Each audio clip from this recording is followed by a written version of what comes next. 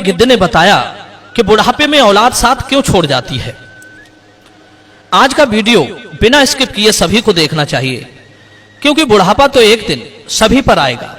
जो आज बालक है वो कल युवा बनेगा, परसों जवान होगा और आगे फिर बुढ़ापा स्वीकार करना ही पड़ेगा। चाहे कुछ भी कर लो, इसमें किसी की नहीं सुनी जाएगी।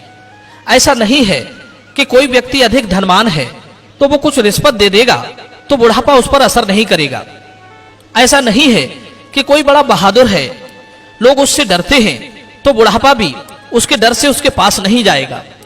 चाहे कोई ज्ञानी हो, धनी हो, बली हो या गुड़ी हो, सबके सारे हुनर धरे के धरे रह जाएंगे जब बुढ़ापा आपके ऊपर आएगा तब। इसलिए यह जानकारी सबको ध्यान से सुननी चाहिए। इस वीडियो से पता चलेगा कि औलाद बुढ़ापे में साथ क्यों छोड़ जाती है। इस बात को समझने के लिए हमें इस कहानी को ध्यान से सुनना चाहिए। किसी जंगल में एक बड़ा भारी बरगद का वृक्ष था। उस वृक्ष पर हजारों भांत भांत के पक्षी दिन भर किलोले करते रहते थे, या यूं कहिए कि पूरे जंगल के पक्षी उस बट वृक्ष पर विश्राम करने के लिए जाते रहते थे।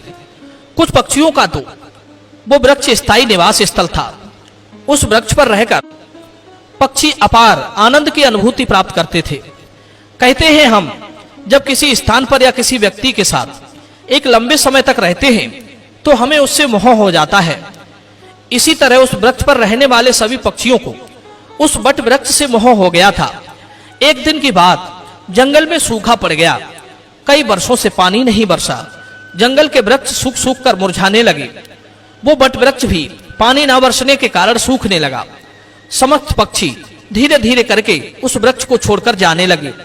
जब वो वृक्ष पूरी तरह से सूख गया, उसके पत्ते, डालियां टूटकर नीचे गिरने लगी, तो उस वृक्ष पर रहने वाले सारे पक्षी उस वृक्ष को त्याग कर किसी दूसरे स्थान पर चले गए। केवल एक बूढ़ा गिद्ध उस वृक्ष पर अकेला बैठा रह गया। उसने देखा कि वृक्ष पर रहने वाले सारे पक्षी एक एक करके वहां से जा चुके हैं। कुछ पक्षियों ने उस बूढ़े गिद्ध से भी चलने को कहा, परंतु गिद्ध ने जाने से मना कर दिया। बूढ़े गिद्ध ने सोचा कि मेरा जन्म इसी पेड़ पर हुआ है, इसी वृक्ष पर मैं खेल कूद कर बड़ा हुआ हूं। मेरे जीवन के सारे सुख मुझे इसी बट वृक्ष ने दिए हैं। आज जब इसके ऊपर विपत्ति है तो मैं इस विपत्ति में छोड़कर अकेला कैसे चला जाऊं। इस वृक्ष ने मुझे पाल पोस कर बड़ा किया है, दुख सुख में मेरा साथ दिया है। मैं इस वृक्ष का ऋणी हूं। मैं मरकर भी इस वृक्ष को छोड़कर नहीं जाऊंगा।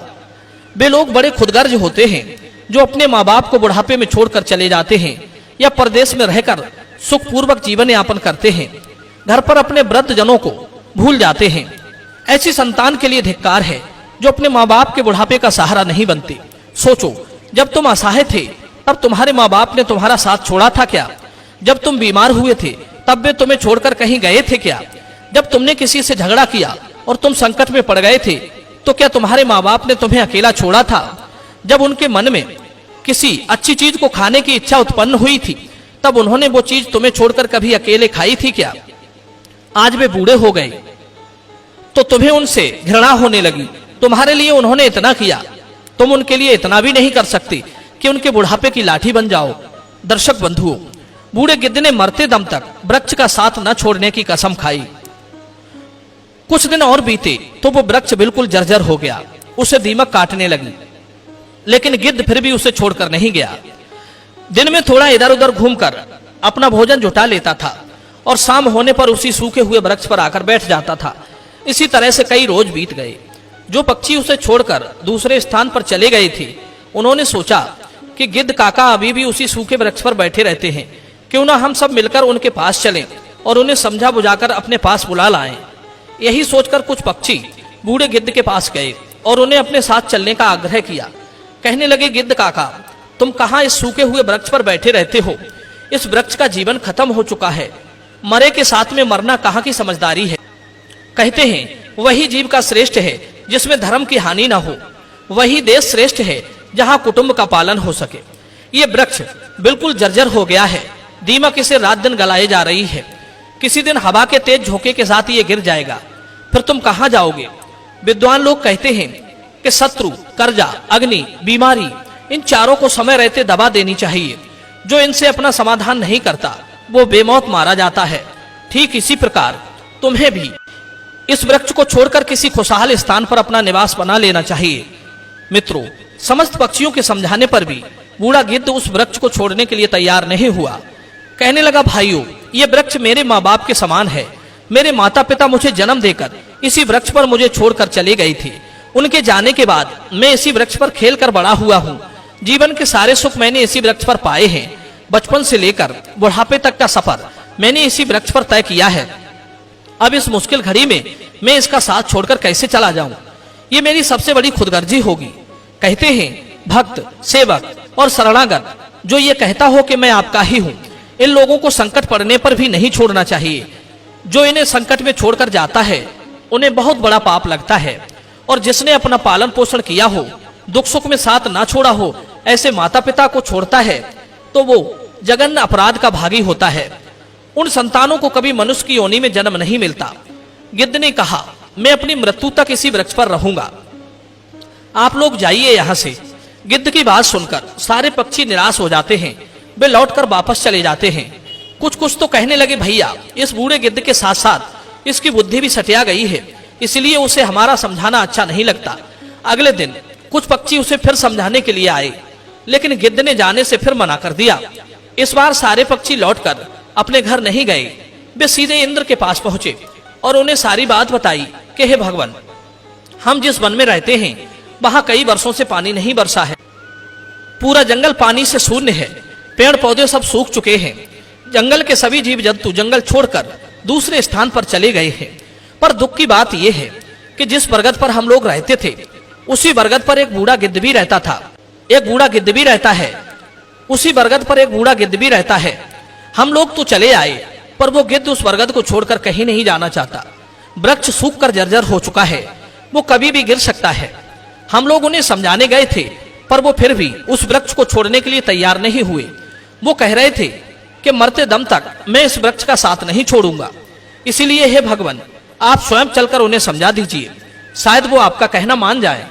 दर्शक बंधुओं, पक्षियों के निवेदन को इंद्र ने स्वीकार कर लिया और इंद्रदेव उन पक्षियों के साथ उस वन में जाकर उस बूढ़े गिद्ध को समझाने लगते हैं। हे गिद्धराज, मैं देवराज इंद्र तुम्हें समझाने आया हूं। यह वृक्ष बहुत ही जर्जर स्थिति में पहुंच गया है। इसकी डालियां सूखकर गल चुकी हैं।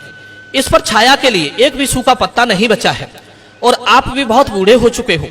किसी दिन यह वृक्ष गिर गया तो आपकी मृत्यु हो सकती है। इसलिए इस वृक्ष को छोड़कर किसी सुरक्षित स्थान पर चले जाइए। दर्शक बंधुओं, इंद्र की बात सुनकर बूढ़ा गिद्ध कहने लगा, हे भगवान, एक बात बताओ, जब मेरा जन्म हुआ था तो मेरे माता पिता मुझे इसी वृक्ष पर छोड़कर स्वर्ग सिधार गए थे। मैं जब असहाय था तो मुझे इसी वृक्ष ने पाल पोसकर बड़ा किया। मैं इसी पर खेला कूदा हूं, इसी पर रहकर सारे सुख उठाए हैं। इसी वृक्ष पर रहते रहते मैं बूढ़ा हो गया। मेरा पूरा जीवन इसी वृक्ष की छांव में बीता है। आज जब इस वृक्ष पर विपत्ति आ गई तो मैं इसे छोड़कर कैसे चला जाऊं? अक्सर लोग यही करते हैं कि विपत्ति आने पर गरीबी में वे अपने हितैषियों का, अपने बंधु बांधवों का साथ छोड़कर चले जाते हैं। मैं उन मतलबी लोगों की तरह नहीं हूं। मैं मरते दम तक, आखिरी सांस तक अपने माता पिता के तुल्य इस वृक्ष का साथ निभाऊंगा। गिद्ध का ऐसा अद्भुत प्रेम देखकर इंद्र बहुत खुश हो जाते हैं। कहते हैं, गिद्ध, मैं तुम्हें वरदान देना चाहता हूं, बताओ तुम्हें क्या चाहिए? तब गिद्ध कहता है, हे भगवान, यदि देना चाहते हो तो मुझे वरदान नहीं चाहिए। इस बरगद को वरदान दे दीजिए ताकि ये हरा भरा हो जाए, इसकी आयु बढ़ जाए। मैं तो वैसे भी बूढ़ा हो चुका हूं, थोड़े बहुत दिन का जीवन शेष बचा है। मेरे बाद इस वृक्ष की छाया में हजारों पक्षी सुखी रहेंगे, सबका भला होगा तो मुझे भी खुशी होगी। गिद्ध की बात सुनकर इंद्र ने उस वृक्ष को फिर से हरा भरा बना दिया। पूरे जंगल में पानी बरसा दिया। सारे जंगल के वृक्ष फिर से हरे भरे हो गए। चारों तरफ हरियाली छा गई। जो जीव जंतु, पशु पक्षी जंगल को छोड़कर चले गए थे, वे फिर से उसी जंगल में लौट आए। सारे पक्षी उसी बरगद पर आकर कलरव करने लगे। सब पक्षी उस बूढ़े गिद्ध काका की खूब सेवा करने लगे। उनके लिए भोजन पानी सब वहीं लाकर देते थे। मित्रों, इस प्रकार गिद्ध का शेष जीवन सुखपूर्वक बीत गया। हमें भी इस कहानी से सीख लेनी चाहिए कि अपनों का बुरे वक्त में कभी साथ नहीं छोड़ना चाहिए। खास करके जिसने आपको जन्म दिया है उस माँ का और पालन पोषण करने वाले उस पिता का। वो आपके जीवन दाता है। आपको पाल पोसकर बड़ा करने में उन्होंने बहुत तकलीफ उठाई है। उनके बुढ़ापे में यदि आप सहारा नहीं बन पाए तो वो जीवन किसी काम का नहीं रहेगा। दर्शक बंधुओं, ये वीडियो यदि पसंद आया हो तो वीडियो को लाइक करना